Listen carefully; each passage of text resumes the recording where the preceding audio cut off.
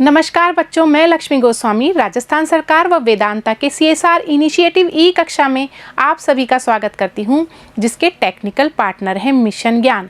बच्चों, यहां हम पढ़ रहे हैं कक्षा 12 की हिंदी की पुस्तक सृजन। तो इसके पद्य भाग का हमने पहले पाठ का अध्ययन कर लिया है और अब आज दूसरा पाठ सूरदास का है, जहाँ पर भ्रमर गीत से चयनित कुछ पद लिए गए हैं। तो हम इनका आज अध्ययन करेंगे। तो सबसे पहले हम चलते हैं सूरदास जी की ओर। सूरदास जी के कवि परिचय को हम ज्ञात करेंगे। सूरदास जी हिंदी साहित्य आकाश में सूर्य के समान माने गए हैं। इनके लिए दोहा भी कहा गया है, सूर सूर तुलसी ससी उड़ुगन केशव दास। तो यहाँ पर सूर को सूर्य बताया गया है, तुलसीदास को चंद्रमा बताया गया है और केशव दास को तारे बताए गए हैं। तो सूरदास का एक महत्वपूर्ण स्थान है। अब सूरदास का जन्म 1483 ईस्वी में दिल्ली के निकट सीही गांव में हुआ था। सूरदास कृष्ण के अनन्य भक्त थे, तो उन्होंने कृष्ण के लीला के पदों का वर्णन किया है और उनके गानों को उन्होंने गाया भी है। सूरदास को वात्सल्य का सम्राट कहते हैं। वात्सल्य का सम्राट इसलिए कहा जाता है क्योंकि इन्होंने कृष्ण की बाल लीलाओं का बहुत ही मनोहारी वर्णन किया है। इनके गुरु वैष्णव संत वल्लभाचार्य थे। इनकी भेंट वल्लभाचार्य से आगरा के रुनकता गांव में गऊ घाट पर हुई थी। तो इनके जो गुरु वैष्णव संत वल्लभाचार्य थे, इन्होंने ही इन्हें पुष्टि मार्ग में दीक्षित किया। सूरदास अष्टछाप के प्रमुख कवि थे। सूरदास भक्ति, श्रृंगार व वात्सल्य के अनुपम कवि थे। सूरदास की जो भक्ति है वो सखा भाव की, अर्थात वह भगवान कृष्ण को अपने मित्र मानकर उनकी भक्ति करते हैं, उनकी लीलाओं का वर्णन करते हैं। इनकी जो 3 प्रमुख रचनाएं हैं वो है सूरसागर, सूरसारावली और साहित्य लहरी। तो जो ये सूरसागर है ये इनकी अक्षय कीर्ति का प्रमुख ग्रंथ है और जो भ्रमर गीत है वह इसी का भाग है। तो यहाँ पर जो हमने पद लिए हैं भ्रमर गीत से, वह कहाँ से आए हैं? सूरसागर से लिए गए हैं।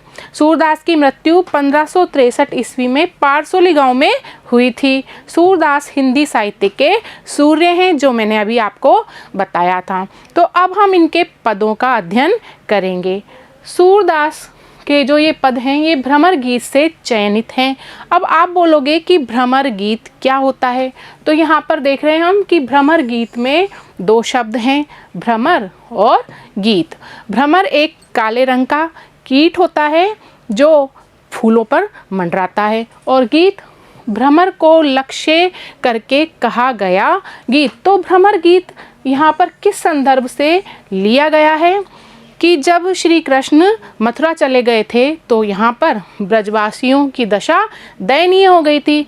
तो उन्होंने अपने मित्र उद्धव को ब्रज क्षेत्र में भेजा कि वह गोपियों को योग और ज्ञान का संदेश दे ताकि उनकी व्याकुलता कम हो सके। लेकिन गोपियों का उनका संदेश बिल्कुल पसंद नहीं आया, क्योंकि वे तो कृष्ण के प्रेम को ही सर्वोपरि मानती थी। कृष्ण के लिए उनका प्रेम निश्चल था, तो उन्हें योग और ज्ञान की बातें बहुत कड़वी लगी। वह उद्धव जी को खरी खोटी सुनाना चाहती थी, लेकिन वह मर्यादावश ऐसा नहीं कर पा रही थी। तभी वहाँ पर एक भ्रमर उड़ता हुआ आ गया। वो काला था और उद्धव जी भी काले थे। तो उन्होंने भ्रमर को लक्ष्य करके बहुत खरी खोटी सुनाई, अपने हृदय की जितनी भी बातें थी उनको व्यंग करके सुनाया। उनकी ज्ञान और योग की बातों को उन्होंने ठुकरा दिया। तो भ्रमर को लक्ष्य करके कहा हुआ गान भ्रमर गीत कहलाता है। यहाँ पर गोपियों ने कृष्ण को भी कभी कभी भ्रमर कहा है। तो ये तो है भ्रमर गीत।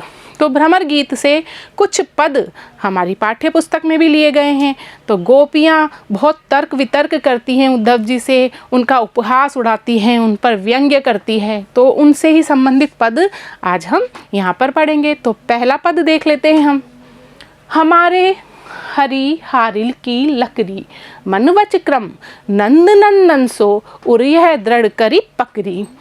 जागत सोबत सपने सो तुक कान कान जकरी। सुनत ही जोग लगत ऐसो अली ज्यों करुई ककरी। सोई व्याधि हमें ले आए देखी सुनी न करी। यह तो सूर तिन्हें ले दीजे जिनके मन चकरी। तो ये जो पद है ये भ्रमर गीत से लिया गया है। यहाँ पर जब उद्धव जी ज्ञान और योग की शिक्षा गोपियों को देते हैं तो वह उन पर व्यंग्य करती है कि उन्हें ज्ञान और योग नहीं चाहिए, उन्हें तो सिर्फ श्री कृष्ण प्रिय हैं। तो वो कैसे अपने प्रेम को व्यक्त कर रही है, देखते हैं। गोपियाँ उद्धव जी से कहती हैं कि हमारे लिए तो हरि, यहाँ पर कृष्ण को वह कहा गया है कि हमारे लिए तो कृष्ण हारिल की लकड़ी के समान है। हारिल एक पक्षी होता है हरे रंग का जो तोते जैसा दिखता है और वह पेड़ की हरी टहनी को पकड़े हुए रहता है, उसे वो कभी भी नहीं छोड़ता है। तो उन्होंने अपने प्रेम की तुलना किससे की है? हारिल की लकड़ी से की है कि हमारे लिए कृष्ण हारिल पक्षी की लकड़ी के समान है। जिस प्रकार हारिल पक्षी पेड़ की टहनी को पकड़े रहता है, उसी प्रकार कृष्ण के प्रेम को भी हमने दृढ़ता से पकड़ रखा है। मन वच क्रम नंद नंदन सो, गोपियाँ यहाँ पर कहती हैं कि वह मन से, वचन से और कर्म से नंद नंदन अर्थात श्री कृष्ण से बंधी हुई है और उन्होंने उनको हृदय में दृढ़ता से धारण किया हुआ है। जागत सोबत सपने सोतुक कान कान जकरी, गोपियाँ कहती हैं कि वह जागते हुए, सोते हुए, सपने देखते हुए और सोतुक प्रत्यक्ष में भी सिर्फ कृष्ण कृष्ण को पुकारती रहती हैं। जकरी का अर्थ है पुकारना। सुनत ही जोग लगत ऐसो अली जो करुई ककरी, और गोपियाँ यहाँ पर उद्धव जी से कहती हैं कि योग को सुनते ही ऐसा लगता है, हे भ्रमर, यहाँ पर भ्रमर को लक्ष्य करके वो कह रही हैं कि योग के संदेश सुनते ही ऐसा लगता है जो करुई ककरी, जैसे कि कड़वी ककड़ी को चख लिया हो। तो योग की बातें उन्हें कड़वी ककड़ी के समान लग रही है। सोई व्याधि हमें ले आए देखी सुनी न करी, ऐसा कैसा रोग, व्याधि यहाँ पर रोग को कहा गया है, हमारे लिए आप लेकर आए हो जिसको हमने न तो देखा और ना ही कभी सुना। यह तो सूर तिन्हें ले दीजिए, सूरदास जी के अनुसार गोपियाँ कहती हैं कि यह रोग, ये योग रूपी जो रोग यहाँ पर लेके आए हो, ये तो उन्हें ही जाकर दीजिए जिनके मन चक्री, चक्री अर्थात यहाँ पर चंचल, जिनके मन चंचल हैं या जिनके मन भ्रमित हैं। तो यहाँ पर गोपियों ने अपने प्रेम के द्वारा उद्धव जी के योग का तिरस्कार किया है। तो अब हम इनके संदर्भ, प्रसंग और व्याख्या देखेंगे, लेकिन जो ये कठिन शब्द हैं इनका भी एक बार अर्थ देख लेते हैं। हारिल हरे रंग का पक्षी जो पेड़ की टहनी को पंजे से पकड़ा हुआ रहता है। लकड़ी, लकड़ी को बोला गया है। बच, वचन, क्रम, कर्म, नंद नंदन, कृष्ण, उर, हृदय, सोथुक, साक्षात, करुई, कड़वी, ककरी, ककड़ी, व्याधि, रोग, चक्री, चंचल। तो ये तो कठिन शब्दों के अर्थ थे। अब हम इनके संदर्भ एवं प्रसंग देखते हैं। प्रस्तुत पद हमारी पाठ्य पुस्तक के पाठ भ्रमर गीत से चयनित कुछ पदों से लिया गया है, जिसके रचयिता कौन है? सूरदास हैं।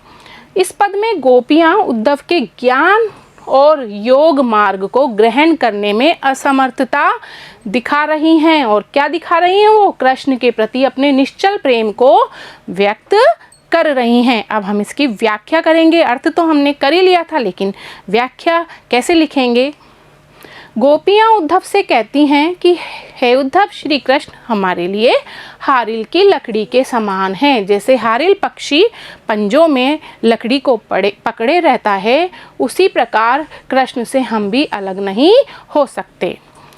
हम एक भी पल के लिए श्री कृष्ण को अपने से अलग नहीं कर सकते। जागते, सोते, स्वप्न में और प्रत्यक्ष में उनका हृदय कृष्ण कृष्ण की रट लगाए रहता है। उन्होंने मन वचन क्रम से कृष्ण के प्रेम को हृदय में दृढ़ता से धारण किया हुआ है। आपके योग के उपदेश सुनते ही ऐसे लगता है जैसे कोई कड़वी ककड़ी को चख लिया हो। हे उद्धव, आप इस योग रूपी रोग को हमारे लिए ले आए, जिसको हमने न तो कभी देखा और न कभी सुना। उद्धव, आप इस योग की शिक्षा उन लोगों को जाकर दीजिए जिनके मन अस्थिर हों, जिनके मन चंचल हों, जिनके हृदय में दृढ़ प्रेम भाव का अभाव हो। अब हम इसके विशेष देखते हैं। पद में गोपियों ने श्री कृष्ण के प्रति दृढ़ प्रेम को प्रदर्शित करते हुए क्या किया है? उद्धव के ज्ञान और योग का उपहास किया है। सरल ब्रज भाषा में सूर ने गोपियों की मार्मिक भावनाओं को प्रदर्शित किया है। यहाँ पर कौन कौन से अलंकार है? अनुप्रास अलंकार है, उपमा अलंकार है, पुनरुक्ति प्रकाश अलंकार है। तो यहाँ पर ये अलंकार है। अब हम भ्रमर गीत का दूसरा पद देखते हैं। गोपियाँ यहाँ भी उद्धव जी से बातें कर रही हैं, उद्धव जी पर व्यंग कस रही हैं। तो उद्धव जी से अब वो क्या कह रही हैं, आइए इस पद में देखते हैं। हम तो दूहु भांति फल पायो। गोपियाँ उद्धव जी से कहती हैं कि हमें तो दूहु भांति अर्थात दोनों प्रकार से फल प्राप्त होगा। जो ब्रजनाथ मिले तो नीको, यहाँ पर ब्रजनाथ कृष्ण को कहा है कि यदि कृष्ण हमें मिलते हैं तो नीको बहुत अच्छा। नातरु जग जस गायो, नहीं तो फिर इस संसार में हमारे यश के गीत गाए जाएंगे। जग संसार में जस यश के गीत गाए जाएंगे कि वो श्री कृष्ण के साथ रही थी। कहवे गोकुल की गोपी, सब बरनहीन लघु जाति। गोपियाँ यहाँ पर कह रही हैं कि कहाँ गोकुल की हम सामान्य ग्वालिने, जो वर्णहीन है और लघु जाति की अर्थात छोटी जाति की हैं। कहाँ वे कमला के स्वामी संग मिली बैठी एक पाती, और कहाँ वे कमला के स्वामी विष्णु भगवान के रूप श्री कृष्ण जो हमारे साथ मिली बैठी एक पाती, पाती अर्थात पंक्ति, हमारे साथ एक ही पंक्ति में बैठे। निगम ध्यान मुनि ज्ञान अगोचर, ते भय घोष निवासी। जिनको प्राप्त करने के लिए वेदों का अध्ययन करने वाले, निगम ध्यान वेदों का अध्ययन करने वाले, ध्यान लगाने वाले मुनि, बड़े बड़े मुनि ज्ञानी लोग उनको प्राप्त करना चाहते हैं, लेकिन वो उन्हें प्राप्त नहीं होते। उनके लिए वो क्या हैं? अगोचर हैं, अज्ञात हैं।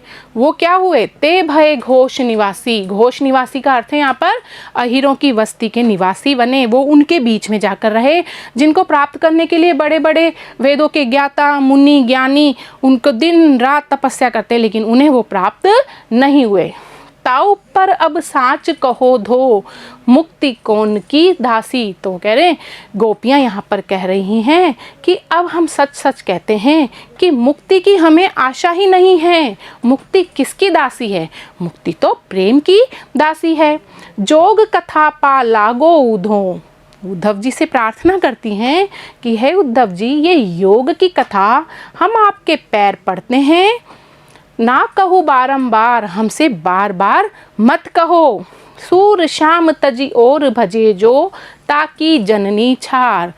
जो कृष्ण की भक्ति को त्याग कर किसी और की भक्ति करता है, उसकी वह अपनी माता को तुच्छ बताकर लजाता है। यहाँ छार का अर्थ है तुच्छ बताना।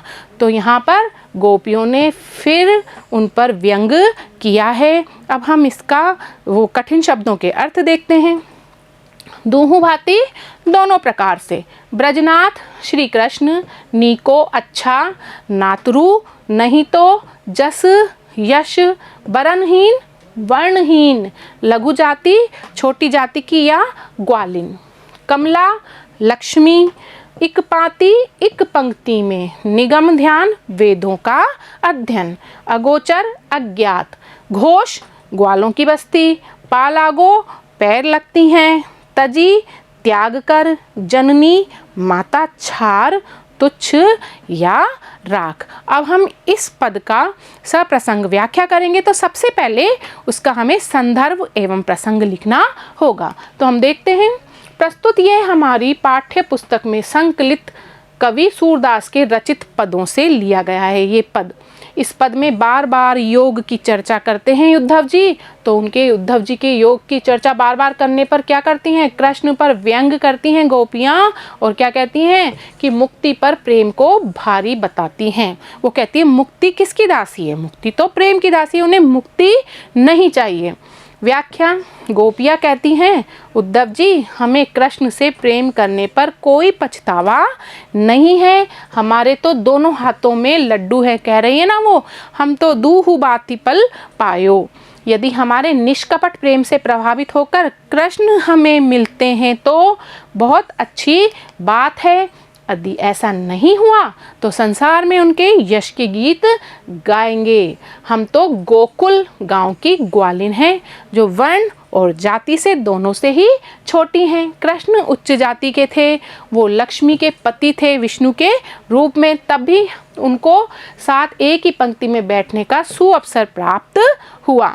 श्री कृष्ण को वेदों का अध्ययन करने वाले योगी ज्ञानी मुनि जब भी प्राप्त नहीं कर पाए, वे कृष्ण ग्वालों की बस्ती में आकर रहे, तो ये गोपियों का सौभाग्य है। हे उद्धव, आप जिस मुक्ति को प्राप्त करने के लिए ज्ञान और योग का सहारा लेते हो, वह किसकी दासी है, वह भक्ति की दासी है, प्रेम की दासी है। तो हमें मुक्ति की आकांक्षा नहीं, हम तो प्रेम के उपासक हैं। हे उद्धव, हम आपके पैर छूकर प्रार्थना करती हैं कि योग कथा हमें बार बार न सुनाएं। हमारा मत है कि जो व्यक्ति श्री कृष्ण की भक्ति को छोड़कर अन्य की भक्ति करता है, वह अपनी माता को ही तुच्छ बताकर लजाता है। विशेष गोपियों ने अपने तीखे व्यंग्यों और सहज तर्कों से योग और ज्ञान पर भक्ति व प्रेम की प्रतिष्ठा की है, श्रेष्ठता स्थापित की है। मुक्ति को प्रेम के सामने तुच्छ बताया गया है। भाषा साहित्यिक है, शैली व्यंग्यात्मक है। तो ये सप्रसंग व्याख्या हम इस प्रकार लिखते हैं, आप इनको नोट करते जाइए। अब तीसरा पद है, पहले हम इसका अर्थ कर लेते हैं। बिलग जनी मानहूँ उधो प्यारे। गोपियाँ उद्धव जी से कहते हैं कि हे प्रिय उद्धव जी, बिलग जनी मानहूँ, बुरा मत मानना। वह मथुरा काजर की कोठरी, कि वो जो मथुरा नगरी है जहाँ से आप आए हो, वो काजल की कोठरी है क्या? जे आवही ते कारे, वहाँ से जो आता है वो ही काला होता है। कारे यहाँ पर काले को बोला गया है। तुम कारे, तुम भी काले हो।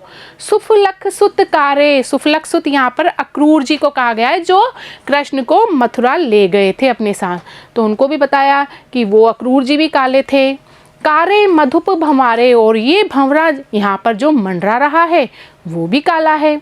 तिनके संग अधिक छपी उपजत कमल नैन मनियारे, और वो जो कमल के जैसे नेत्र हैं श्री कृष्ण के, जो मणि की जैसी आभा वाले हैं, उनकी जो छवि है मथुरा के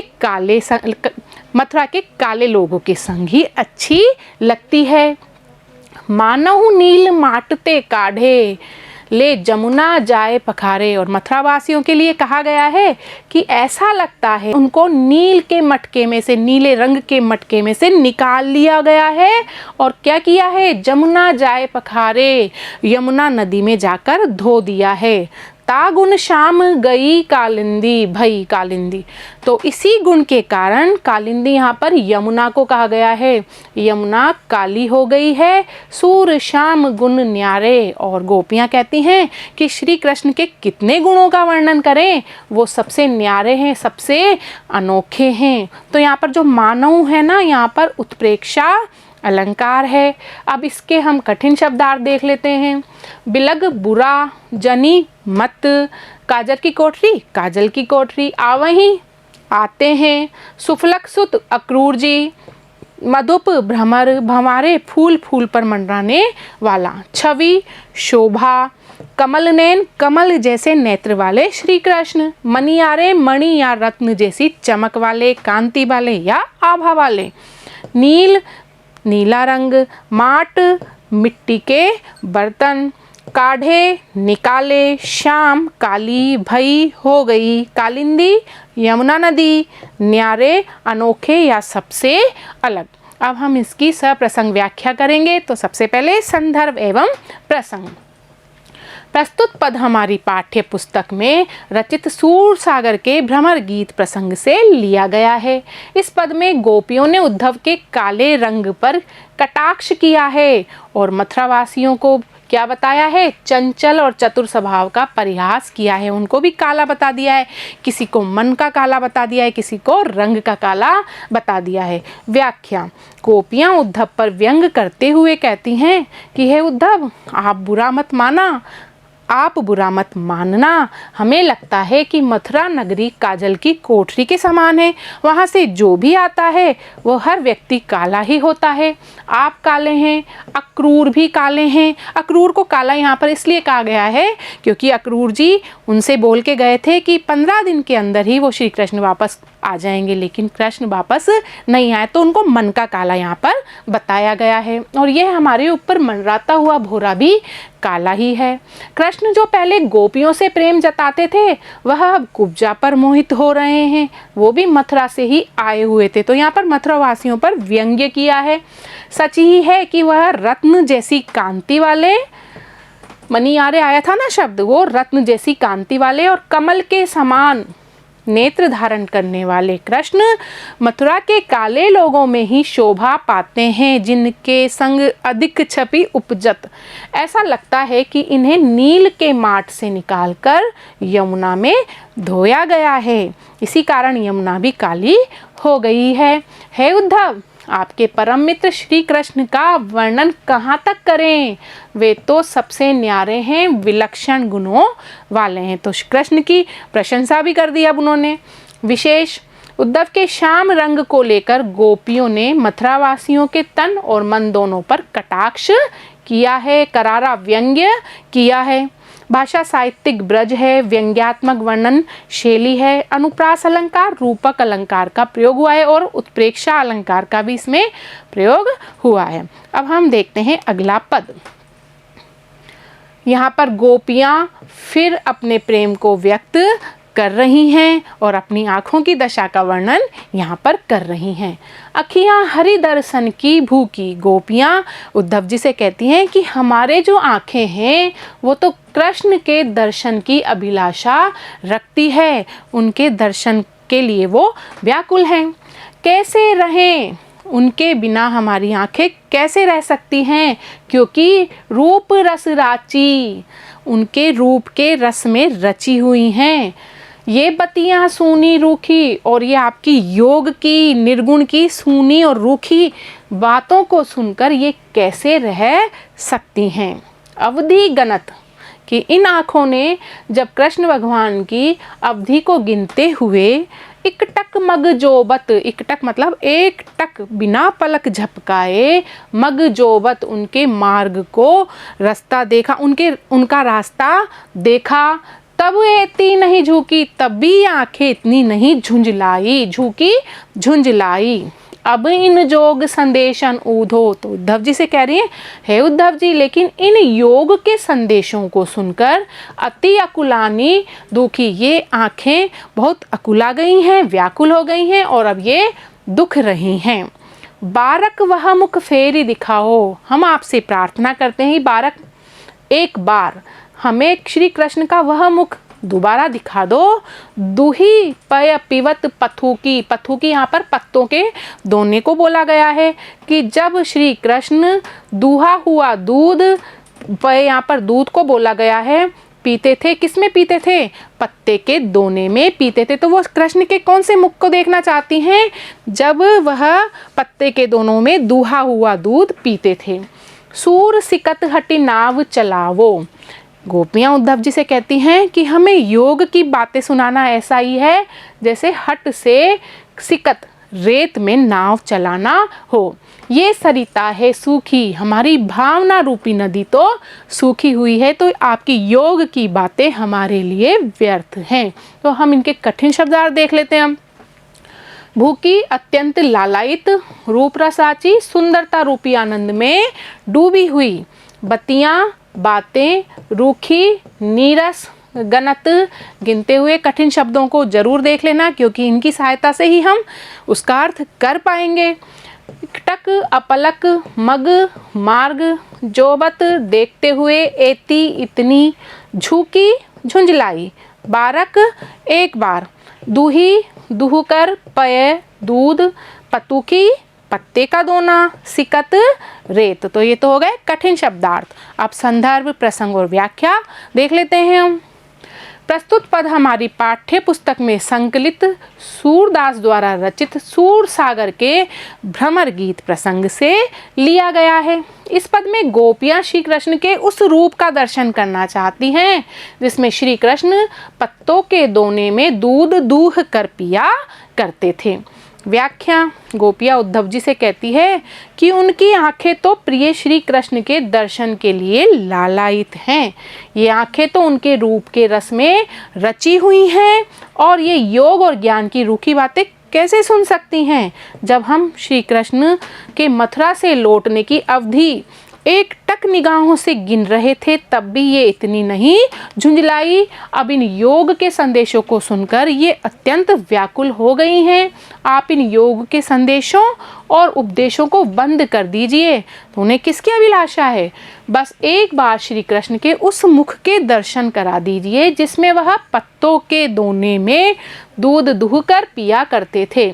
तो योग का संदेश देना गोपियों को उसी प्रकार लग रहा है जैसे रेत में हट से नाव चलाई जाए, क्योंकि हमारी दशा कृष्ण विरह में दयनीय है और उनकी जो ये भावना रूपी नदी है वह सूखी हुई है। विशेष इस पद में गोपियों के निश्चल प्रेम मिलने की तड़प साकार हो रही है। उनकी आंखों को किसकी अभिलाषा है? कृष्ण के दर्शन की अभिलाषा है। गोपियों की दयनीय दशा का वर्णन हुआ है। भाषा साहित्यिक ब्रज है। अब हम अगला पद देख लेते हैं। निर्गुण कौन देश को बासी। जब उद्धव जी उन्हें निर्गुण ब्रह्म की उपासना करने का संदेश देते हैं तो गोपियाँ उन पर बहुत सारे प्रश्न कर देती हैं और वो उनके प्रश्नों से परेशान भी हो जाते हैं। तो आइए देखते हैं कि गोपियों ने उनसे क्या क्या प्रश्न किए हैं। उद्धव जी से गोपियाँ कहती हैं, निर्गुण कौन देश को वासी की? निर्गुण ब्रह्म है, ये किस देश का निवासी है? मधुकर भ्रमर को लक्षित करते हुए कह रही है। मधुकर यहाँ पर भंवरे को भी कहा जाता है कि हे भ्रमर, हंसे समुझाए हमको हंसकर समझा दीजिए। सोह दे, हम आपको सौगंध देते हैं। सो यहाँ पर सौगंध को कहा गया है। बूझती साची, हम आपसे पूछते हैं सच सच बता दीजिए। न हंसी, हंसिए मत। को है जनक, इस निर्गुण के पिता कौन है? जनक किसको बोलते हैं? पिता को। जननी को कहियत, इसकी माता किसको कहते हैं? कौन नारी, इसकी पत्नी कौन है? को दासी, और इसकी दासी कौन है? किसके बारे में प्रश्न कर रही है? निर्गुण के बारे में। कैसो वरण, इसका वर्ण कैसा है? भेष है कैसो, निर्गुण की वेशभूषा कैसी है? के ही रस में अभिलाषी और निर्गुण की किस रस में रुचि है? पावे गो पुण्य कियो आपनो, जोरे कहे गो गासी। उद्धव जी से गोपियाँ कहती हैं, कहे गो गासी, यदि आप झूठ बोलोगे तो आपको अपने किए का फल अवश्य मिलेगा। तो हमें सच सच बता दो कि निर्गुण है कौन? सुनत मोन है रयो ठग्यो, सूर सबे मतिनासी। उद्धव जी ने जब गोपियों के इन प्रश्नों को सुना तो वो सुनकर क्या हो गए? मौन हो गए और ठगे रह गए, चुप हो गए वो बिल्कुल। तो और उनकी सबे मति नासी, उनकी सारी बुद्धि का नाश हो गया। तो यहाँ पर आप कठिन शब्दार्थ देख लेते हैं।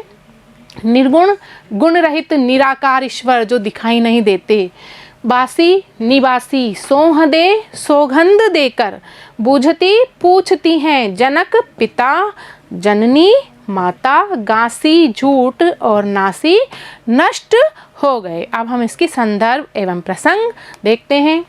प्रस्तुत पद हमारी पाठ्य पुस्तक में संकलित सूरदास द्वारा रचित भ्रमर गीत से लिया गया है। इस पद में गोपियाँ उद्धव से निर्गुण ईश्वर का परिचय पूछकर उनसे परिहास कर रही हैं। व्याख्या करते हैं हम। उद्धव द्वारा निर्गुण ब्रह्म का उपदेश दिए जाने पर गोपियाँ उद्धव जी से निर्गुण का पूरा परिचय पूछती हुई कहती है कि निर्गुण किस देश का निवासी है? हे मधुकर, बुरा न मानो, हंसकर बता दो, हम तुम्हें सौगंध देती हैं। हंसो मत, हमें सच सच बता दो। इस निर्गुण का पिता कौन है? इस निर्गुण की माता कौन है? उसकी पत्नी का नाम क्या है? और उसकी दासी कौन है? उसका रूप रंग के वेशभूषा कैसी है, उसे किस रस में रुचि है। यदि तुमने झूठ कहा तो उसका फल तुम्हें अवश्य प्राप्त होगा। ये बातें सुनकर उद्धव जी मौन हो गए, ठगे रह गए, उनको उत्तर देते नहीं बना और गोपियों के प्रश्नों से वे परास्त हो गए। तो हम देखते हैं विशेष ज्ञान और तर्क पर प्रेम और भक्ति की श्रेष्ठता प्रतिपादित की गई है। तो उद्धव जी के ज्ञान तर्क सब धरे के धरे रह गए। साहित्यिक ब्रजभाषा है, शैली व्यंग्यात्मक है, अनुप्रास अलंकार है। अब हम इसका अगला पद देखते हैं, जो ये अंतिम पद भी है। 6 ही पद लिए गए हैं यहाँ पर। बिन गोपाल बैरिन भई कुंजें। तो यहाँ पर गोपियाँ उद्धव जी को बता रही हैं कि जो चीज़ें, जो वस्तुएं और जो स्थान श्री कृष्ण के सानिध्य में उन्हें सुख देते थे, अब उन्हें वह शत्रु लग रहे हैं। तो यहाँ पर वो यही कह रही हैं, बिन गोपाल बैरिन भई कुंजे। कुंजे कुंज, वृक्षों का समूह, जैसे बगीचा। तो गोपियाँ यहाँ पर कह रही हैं कि बिना कृष्ण के ये जो कुंज हैं जहाँ पर वो श्री कृष्ण के साथ विहार किया करती थी, वह बैरिन हो गई हैं, शत्रु के समान लग रही हैं। तब ये लता लगती अति शीतल। और ये जो लताएं हैं, इस कुंज में जो लताएं हैं, श्री कृष्ण के सानिध्य में वो शीतल लगा करती थी, ठंड देने वाली लगती थी। अब भाई विषम ज्वाल की पुंजे। और अब ये लताएं उन्हें कृष्ण के अभाव में कैसी लग रही हैं, विषम ज्वाल की समूह लग रहे हैं, विषम आग का समूह लग रही हैं। अब उनके शरीर को झुलसा देने वाली लग रही हैं। ब्रथा वहती जमुना खग बोलत, ब्रथा कमल फूले अली गुंजे। कृष्ण के अभाव में ये बहती हुई यमुना, ये बोलते हुए पक्षी, ये खिले हुए कमल और ये गुंजार करते हुए अली। अली यहाँ पर भंवरे को बोला गया है। ये सब उन्हें व्यर्थ लग रहे हैं, तब बहुत अच्छे लगा करते थे इनको। पवन पानी घन सार संजीवनी। गोपियाँ कहती हैं कि ये वायु, जल, घनसार, यहाँ पर कपूर को बोला है, संजीवनी बादलों को बोला है, दधिसुत किरण, चंद्रमा की किरणें। तो ये सारी चीज़ें क्या हैं, शीतलता प्रदान करने वाली हैं, ठंडी होती हैं।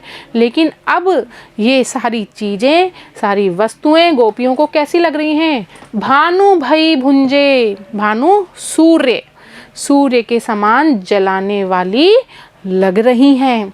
ए उधो, गोपियाँ कहती हैं, ए उद्धव जी, कहियो माधव सो, श्री कृष्ण से जाकर कहिएगा, विरह कदन करी मारत लुंजे, कि उनके विरह में हम बिल्कुल लुंज या अशक्त हो चुकी हैं।